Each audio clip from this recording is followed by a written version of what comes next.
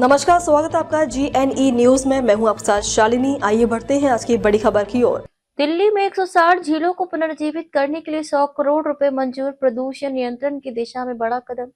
दिल्ली सरकार ने राजधानी में स्थित 160 झीलों के पुनर्जीवन के लिए 100 करोड़ रुपए की मंजूरी दी है। ये झीलें दिल्ली सरकार के अधीन आती हैं और सरकार का मानना है कि इनका पुनर्जीवित होना राजधानी के प्रदूषण नियंत्रण में अहम भूमिका निभाएगा। इससे पहले दिल्ली प्रदूषण नियंत्रण समिति DPCC ने झीलों के पुनर्जीवित करने के लिए 19 करोड़ रुपए की वित्तीय सहायता दी थी।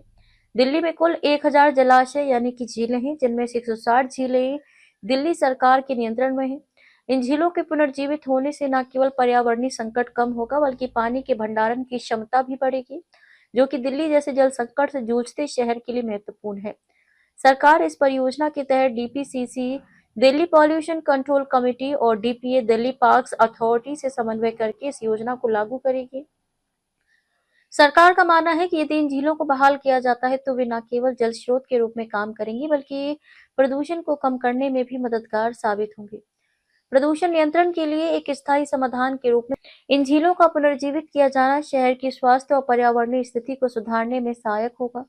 दिल्ली कैबिनेट ने होलंबी कला में 11 करोड़ 50 लाख में देश के पहले ई-वेस्ट पार्क के निर्माण को मंजूरी दे दी है। इस पार्क का उद्देश्य इलेक्ट्रॉनिक कचरे के निपटान को बेहतर तरीके से प्रबंधित करना है। ये परियोजना जीरो वेस्ट और जीरो प्रदूषण के सिद्धांतों पर आधारित होगी, जिससे पर्यावरण पर कम से कम असर पड़ेगा।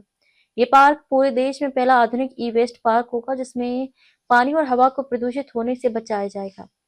इस पार्क में ई-वेस्ट का पुनर्चक्रण किया जाएगा और यहाँ उपयोग किए गए पानी को रिसाइकिल कर पुनः इस्तेमाल के लिए तैयार किया जाएगा।